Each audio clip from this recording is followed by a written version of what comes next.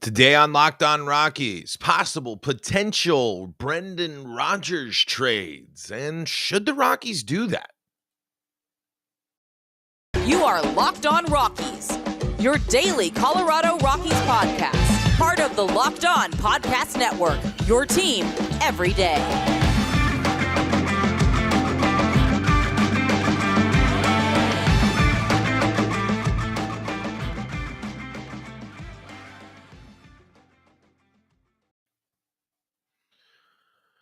Rock on Rockies fans, welcome into the Locked On Rockies podcast here on the Locked On Podcast Network, where you can find your team every day. And if your team is the Colorado Rockies, well, guess what? You are in the right spot. And that's what we do right here on the Locked On Rockies podcast, as we talk about the Colorado Rockies each and every day. Well, usually each and every single day. And that's what we do. We have a lot of fun. And thank you for making us your first listen of the day. We are free and streaming on your favorite streaming service. You can find us just by searching Locked On Rockies. You can also find us streaming live on the Locked On Rockies YouTube channel, where you can pop into the live chat, just like my man Nicholas Delvo does every single show. Always here giving me a greeting to kick off the show. So shout outs to him and shout outs to all of you Rockies fans here listening today. Going to talk about a topic that I think seems interesting, something that there was a little bit of smoke to here, but I also want to give my thoughts on this. According to Jon Heyman, and we already said some words about Mr. Heyman earlier this week in the pod, but he is connected. He does have a lot of things. He's more connected to the baseball world than I, so we still have to look into things that he says. And I subscribe to the excellent Rockies Pitch web letter that you can get from Renee Descartes. You can go check that out, and let's read from what she had to write. I'd finished my newsletter, a light piece on New Year's resolutions, and settled in to see if the Avalanche could pull it off against the Kings. Unfortunately, they couldn't, when Jon Heyman dropped a column of odds and ends, including these two tidbits. The Rockies talked about acquiring Edward Cabrera from the Marlins, who seek hitting even after agreeing with Jean Segura, who will likely play third base. Miami sought Brendan Rodgers, and Colorado has interest in a lefty hitting outfield and may consider bringing original Dickerson, or Corey Dickerson, that is, who began his career with the Rockies. Let's go to Renee's thoughts here on the trade. My initial thought was this deal seemed impossible, but the more I considered the idea, the better the deal seemed. Then a quick Google search served up this memory. Right-handed, this is a tweet from Marlins Communications. Right-handed pitcher Edward Cabrera is one of just 9 visiting pitchers in the history of Coors Field to pitch 6 scoreless innings and allow 1 hit or less. This is Renee's words here. Okay, that'll play. It was Cabrera's MLB debut, too. Cabrera's 95.5 mile. This was Manny Randoa's analysis here. Cabrera's 95.5 mile per hour changeup to the Rockies. Brendan Rodgers in the second inning was the fastest changeup to be swung on and missed ever recorded. A 24-year-old right-hander, Edward Cabrera, pitched in 14 games in 2022, finished the season with an ERA of 3.01 and a whip of 1.192 in 71.2 innings. I think it says BG percent. I'm wondering if it meant to be flipped to ground ball percentage. I think it is meant to be flipped to ground ball percentage. Ground ball percentage is 45.3, which the Rockies would love. A K percentage of 25.8%, and a walk rate of 11.3%. Cabrera finished the season with an FWAR of 0.3 and an RWAR of 2.1, and he won't be a free agent until 2029. And man, if you plug him into the Fangraphs custom report tools, he would fit right in and outperform some of the Rockies. So yes, this is an interesting trade. Getting good pitching back is going to require you to move on from good players. I don't think the Rockies should trade Brendan Rodgers. Unless this is a good start. The Marlins are the exact type of team the Rockies should be interested in trading with. They have the pitching talent. They have the pitching depth. They have the pitchers you need, and you have offensive options to send. But when I think of having a player that I want to be the leader of this next wave of new prospects, especially when you look at what should be a brand new look infield, Brendan Rodgers is the one I want to lead that team. I before trading Brendan Rodgers, I think the Rockies should be looking at package deals with CJ Cron and Ryan McMahon. I think Ryan McMahon has to really, really demonstrate that he is taking those steps that the Rockies believed in him and believe that he can make. Because why keep around Ryan McMahon if he's struggling, or you're thinking that, when you have a Luis Montero that can play third, you have Ezekiel Tovar that can play shortstop, you have Brendan Rodgers at second base, and then you have Michael Toglia to play first. The pieces together, when everything comes together and things of that, when these players are all at major league levels, doesn't it make sense to keep your really good second baseman when you're breaking down the infield of the Rockies? Who are the two vets that are getting in the way of your prospects right now? It's Ryan McMahon and it's CJ Cron. Those, I think, are the players that need to be, especially when you're a team like the Marlins looking to improve their offense. Just Brendan Rodgers isn't going to do it. And plus, they already just signed the Marlins just signed Gene Segura, and they have Jazz Chisholm. So where would Rodgers even play? Because I know the second base is still being up in the air. It's still being figured out because they haven't exactly figured out what they're going to do with their new signing. So Brendan Rodgers does solve a need for the Marlins. But so would Brendan Rodgers and CJ Cron, and I think that's the better option. I think if you're going to keep one of your vets outside of Chris Bryant, because we know Chris Bryant isn't going to go anywhere, Brendan Rodgers should be the one you focus on keeping, not Ryan McMahon and CJ Cron. And I'll tell you more about why I think that in just a moment. But before we do that, got to tell you about some of the folks that help make this show possible, and that includes the National Highway Traffic Safety Administration. When a message for you as we head into the New Year's weekend. You're hanging out with some friends and putting back a few drinks. A few becomes a few too many. As the evening comes to an end and people start to head out, you think of calling for a ride. Nah, you live nearby. You can make it home okay. It's no big deal. What are the odds you'll get pulled over anyway? And even so, what's the worst that can happen? Your insurance goes up, you lose your license, you lose your job, you total your car, you kill someone. Everyone knows about the risks of driving drunk. The results are tragic and often deadly. However, that still doesn't stop everyone from getting behind the wheel while under the influence. That's why police officers are out right now looking for impaired drivers on our roads to save lives. If you think you're okay to drive after a few drinks, think again, play it safe, and plan ahead to get a ride. It only takes one mistake to change your life or someone else's forever. Drive sober or get pulled over. Brandon Kramer says, man, remember B-Rod's first quarter, though? Rough. Exactly a point I want to make. Remember how bad Brendan Rodgers was.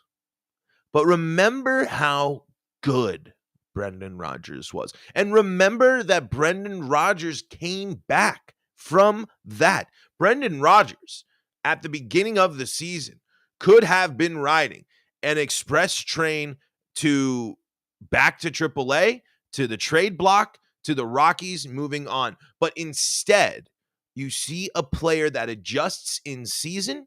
You see a player that got better, that got better, that got better, that got better. The Rockies need players that get better as the season goes on.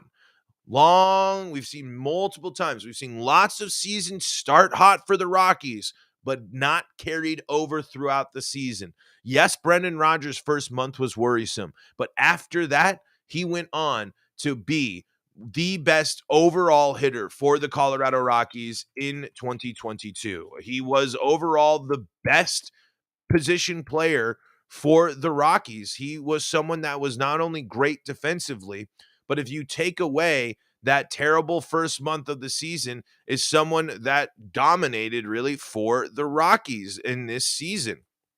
When you look at him, so his April sub 100 batting, the line is abysmal in the first month of the season. Sub 100 batting average, an OPP of sub 200, a slugging percentage of under 100.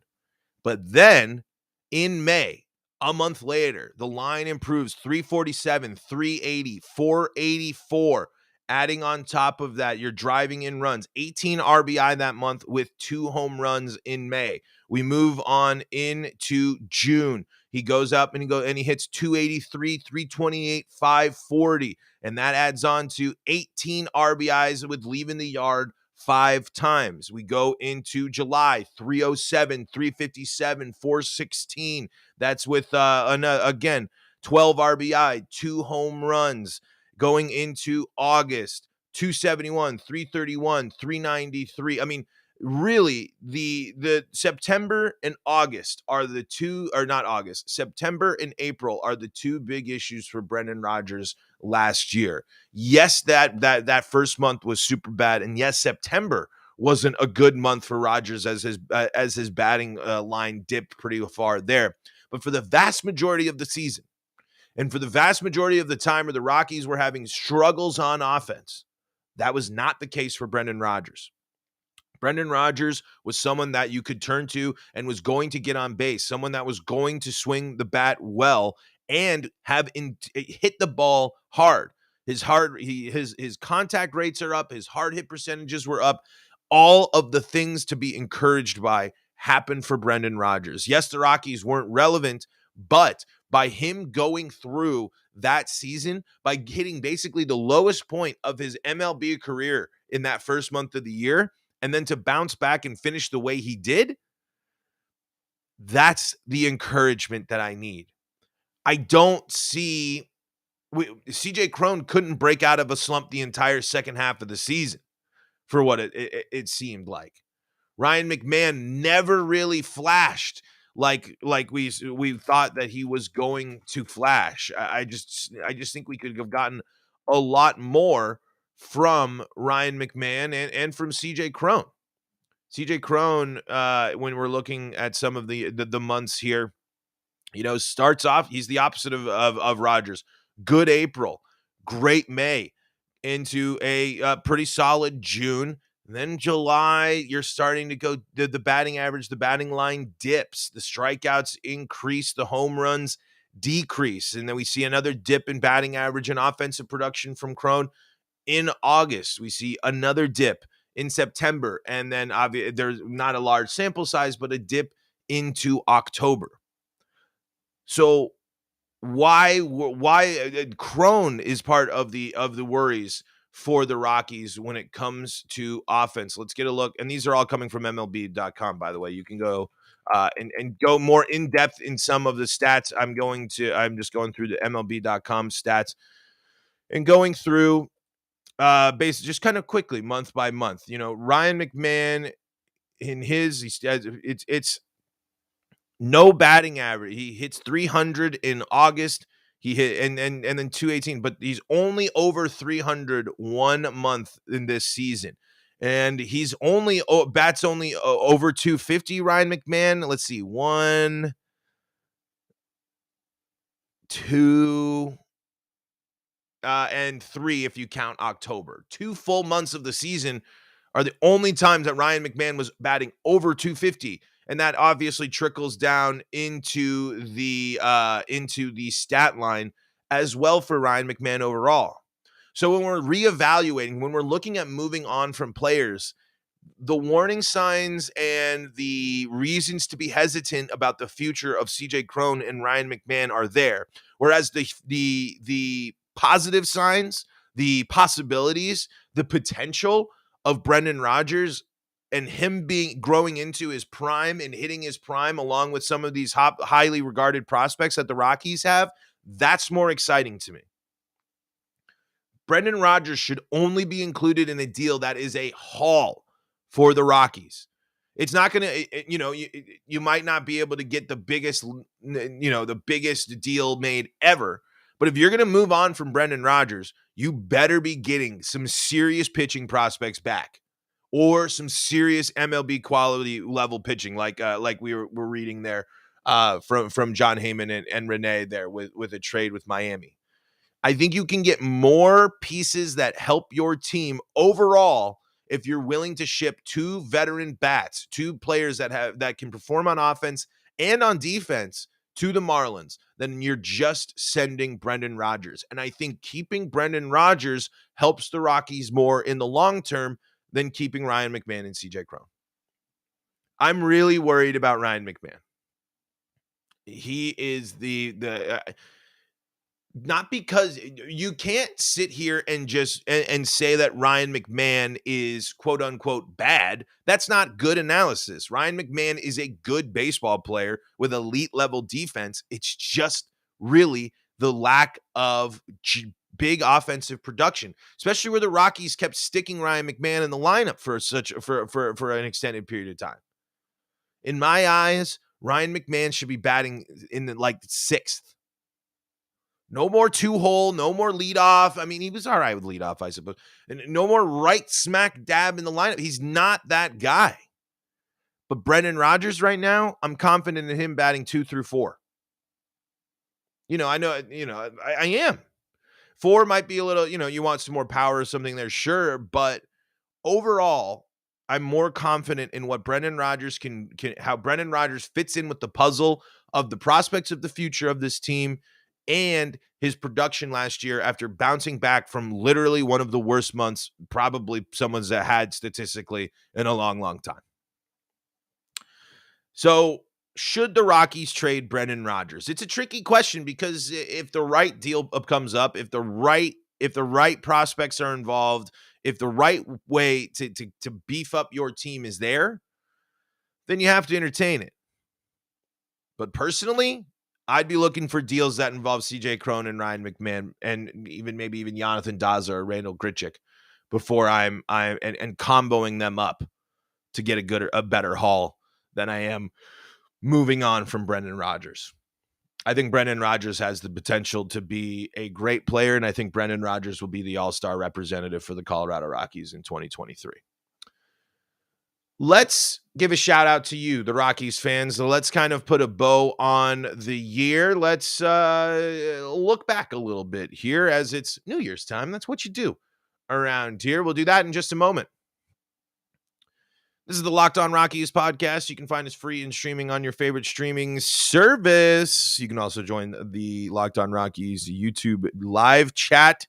It's like Brandon Kramer, Booth Sports, and Nicholas Delvo hanging out here. And that's kind of where I wanted to close on today's show is a resounding thank you. I know I'll be back next week. I know we'll be rocking and rolling. I know we'll be doing all this stuff. I know I've done this before, but this year, you guys, gals, non-binary pals, everyone that tuned in to the Locked On Rockies podcast has helped this show immensely.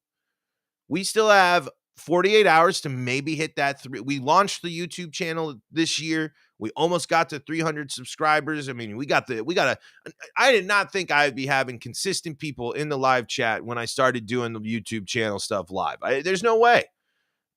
Time after time, the fans, y'all have shown up and have tuned in. I mean, we're still a smaller podcast in the world of podcasts, and especially in the world of Locked On. I mean, there's a lot of really good, really great pods on this network with a lot of really great, really knowledgeable hosts. There's great podcasts all over the world, but it's awesome that you folks choose to come and hang out here on the Locked On Rockies podcast, because I think we're really doing some fun and cool stuff. I know I can be more engaging, and I know there's some other places that might be a little more hands-on and more active in the social world, but when I show up, you Rockies fans have shown up. You support it. I mean, the download numbers this year compared to last year are up. The engagement is up. The Twitter followers are up. You folks have supported the show this year. You have tuned in. You have gone through this wacky, weird, frustrating, but sometimes fun, but also draining Rockies transitional period with me. And it has been it's been awesome. This has been it's really I love doing the show. It's a lot of work sometimes, and when you kind of remind yourself, it's the big picture stuff. It's a Rockies podcast. It's like, you folks have reminded me out there that there are a lot of people that care a whole heck of a ton about this baseball team being successful, about this baseball team being impactful. And that's a reminder that there are lots and lots of Rockies fans out there, and telling the tales of what it's like to be a Rockies fan. It's not, I mean, obviously in the grand scheme of the world, Rockies fandom isn't that hard to go through, but in sports, in the world of sports, in the sports fandom world, it's a tough one to pick. It's a tough one to go through, and y'all have been absolutely wonderful. One day the team's going to be wonderful, and this podcast is going to be even better, because then we're going to be celebrating all the greatness that the Rockies have. And it's going to be a ton of fun. But sincerely, thank you all so much for tuning in this year, for showing up, for being in the live chat, comments on the YouTube channel, subscribing, rating, all that stuff. It has been a tremendous, tremendous support from the fans this year, and I know it's only going to get even better going into next year. But folks, that is going to do it for Locked On Rockies in the year 2022. We'll be back with more Locked On Rockies here on Tuesday after the holiday. We'll be back in action. We'll see if anything happens over the weekend. We'll see what happens in the world of the Rockies, because we'll be bringing it to you. That's what we do. That's what that's our whole thing here at the Locked On Rockies podcast, is to bring you the Rockies news you need to know about. Folks, thank you so much for checking us out here on the Locked On Rockies podcast today. You can find us on Twitter at LO Rockies. You can find me at Paul Holden 33. Subscribe to Locked On Rockies on YouTube and be part of the show, just like Brendan Kramer, Nicholas Delvo, and Move Sports were. And remember, you can stay up to date with all things Colorado sports with the Locked On Broncos, Locked On Avalanche, and Locked On Nuggets podcasts. Until next time, this is Paul Holden saying so long from the Locked On Rockies podcast.